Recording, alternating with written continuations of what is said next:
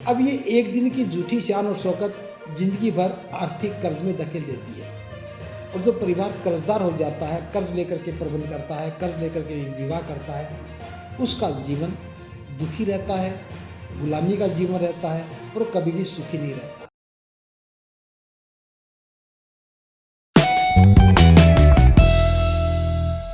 प्रबुद्ध उपासक उपासिकाओं,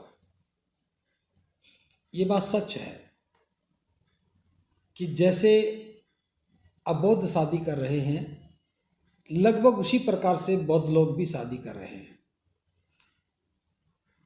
विवाह संस्कार जीवन का एक महत्वपूर्ण हिस्सा है। बौद्ध बनने के बाद हमें अपने संस्कारों में बदलाव करना चाहिए था, क्योंकि संस्कार, परंपराएं, प्रतीक, ये सब किसी भी व्यक्ति की, एक समाज की पहचान को स्थापित करती हैं। जब हम बौद्ध बन गए तो हमारे सभी संखार पाली भाषा का शब्द है, सभी संखार बौद्ध रीति से होनी चाहिए। लेकिन बौद्ध रीति कैसी? अक्सर हम देख रहे हैं कि जो लोग बौद्ध बन गए वो संस्कारों में कोई परिवर्तन नहीं करते। जहाँ पुरोहित बैठता था उसकी जगह पर बौद्ध भिक्षु को बिठा दिया। इसके अलावा कहीं भी उस परंपरा में, उस परिपाटी में कोई बदलाव नहीं किया। तो निश्चित रूप से ये विवाह संखार बौद्ध संखार नहीं कहा जा सकता। अब हमें, क्योंकि हम बौद्ध हैं, तो हमें अपनी पहचान को भी स्थापित करना है, अपनी परंपराओं को भी स्थापित करना है। तो मेरा तो इसमें स्पष्ट मंतव्य यह है कि बौद्धों को विवाह संखार अपनी ही परंपराओं से करना चाहिए। और बौद्ध परंपरा क्या है कि एक लड़का पक्ष और लड़की पक्ष जब दोनों सहमत हो जाते हैं विवाह के लिए, तो उन्हें किसी एक जगह पर बैठ करके, चाहे वो लड़की पक्ष का घर हो चाहे लड़का पक्ष का घर हो, वहाँ बैठ करके निश्चय पत्र भरना चाहिए। और निश्चय पत्र क्या है कि दोनों के इस निर्णय को, कि दोनों परिवारों में एक संबंध स्थापित होना है, उसको लिपिबद्ध करना है, जिसे हम निश्चय पत्र बोलते हैं। कि दोनों का विवाह निश्चित हो गया, उसको एक पत्र में अंकित कर देना है। और ये निश्चय लड़का और लड़की की सहमति से और माता पिता की अनुमति के साथ होना निश्चित हुआ।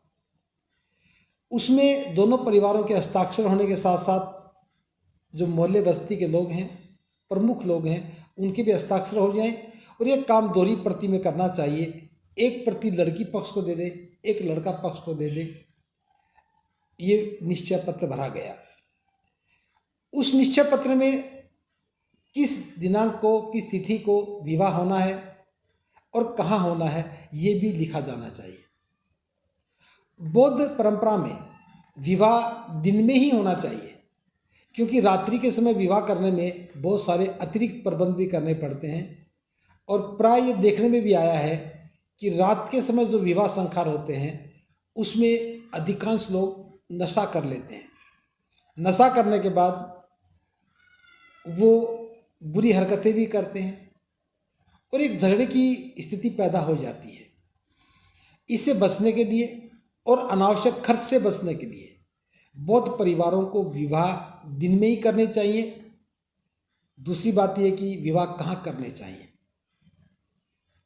वैसे बौद्ध धर्म में कोई निश्चित मान्यता नहीं है कि बौद्ध विवाह यहाँ होगा या वहाँ होगा, लेकिन उपयोगिता की दृष्टि से मैं बात कर रहा हूँ। वर्तमान संदर्भ में हमारे समाज के लिए, बौद्ध समाज के लिए क्या उपयुक्त है, मैं उस पर चर्चा कर रहा हूँ। बौद्धों को विवाह संखार बुद्ध विहार में करने चाहिए, लेकिन ध्यान रखना चाहिए बुद्ध विहार में विवाह करते समय, विवाह संखार करते समय बारात, बैंड, टेंट और दावत का प्रयोग नहीं करना चाहिए। क्योंकि जब बारात आती है तो बैंड भी आता है। बैंड आता है तो बैंड बजता है, लोग नाचते हैं, नाचने से पहले पीते हैं और एक हुड़दंग सा मच जाता है। जिस प्रकार से ईसाई लोग चर्च में शादी करते हैं, बड़ी शालीनता के साथ दोनों पक्ष आते हैं और चर्च में शादी करते हैं। घर में जाकर के अपने सगे संबंधियों मित्रों को दावत भी दे देते हैं।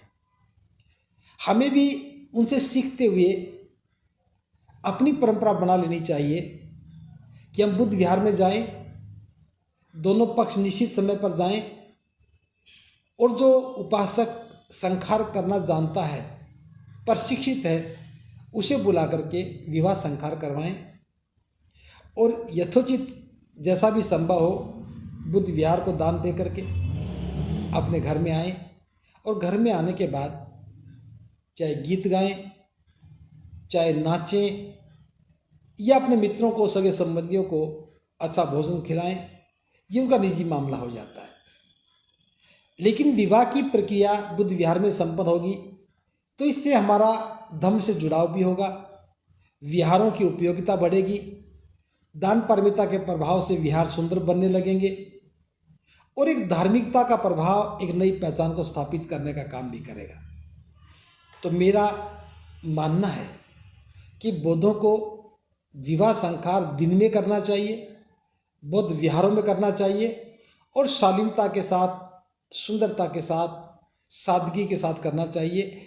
इस प्रकार विवाह में किसी प्रकार का भी दिखावा नहीं करना चाहिए और आडंबरवादी जो परंपराएं हैं, जो कर्ज लेकर के हम बड़ा टेंट लगाते हैं, बड़ी दावत करते हैं, बड़े बैंड बजाते हैं, डीजे लगाते हैं, इस प्रकार से जो भी हम अतिरिक्त प्रयोजन करते हैं, अतिरिक्त जो प्रबंध करते हैं, वो सब निरर्थक है, धन की बर्बादी है और ये समाज के लिए बड़ा ही कष्टप्रद है।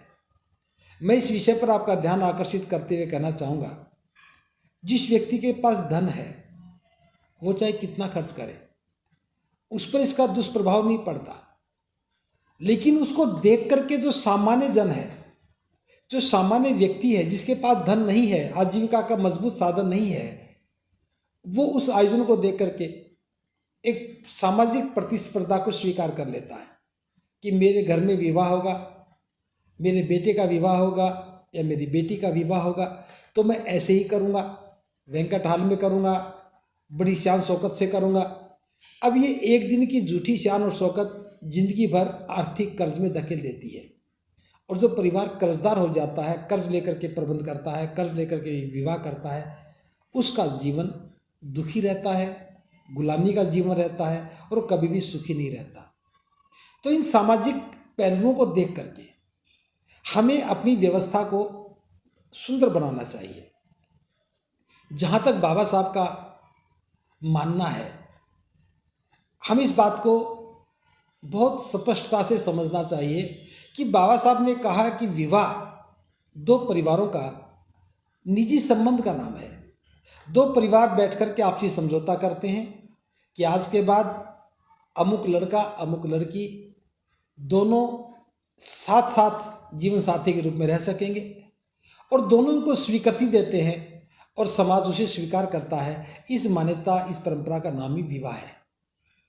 अब निश्चित रूप से ये संबंध दो परिवारों के बीच में है, दो परिवारों का आपसी संबंध है, दो परिवारों का आपसी समझौता है। लेकिन जो ही हम इस दो परिवारों के समझौते का सामाजिकरण करते हैं तब ये कुरीति में बदल जाता है।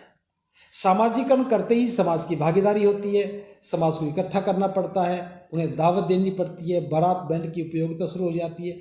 इस प्रकार से हम देखते हैं कि ये संबंध दोनों परिवारों के लिए दुखद हो जाता है और सामाजिक प्रतिष्ठा को, सामाजिक प्रतिस्पर्धा को बढ़ावा देता है। तो मेरा एक निश्चित रूप से मानना है कि बौद्धों को विवाह दिन में करना चाहिए, सादगी से करना चाहिए, बुद्ध विहारों में करना चाहिए और दिन में हम ये कभी भी कर सकते हैं। इसके लिए किसी विशेष माह का इंतज़ार करने की आवश्यकता नहीं है, किसी विशेष परिस्थिति का इंतज़ार करने की आवश्यकता नहीं है। जो समय दोनों परिवारों को उपयुक्त लगे, दोनों के लिए ठीक हो, कोई बाधा ना हो, हमें उस दिन का चुनाव करना चाहिए। बौद्धों में लगन और सगाई के लिए कोई विशेष तारीख या समय निश्चित नहीं किया गया है। जो समय आपको उपयुक्त लगे हमें उस पर काम करना चाहिए।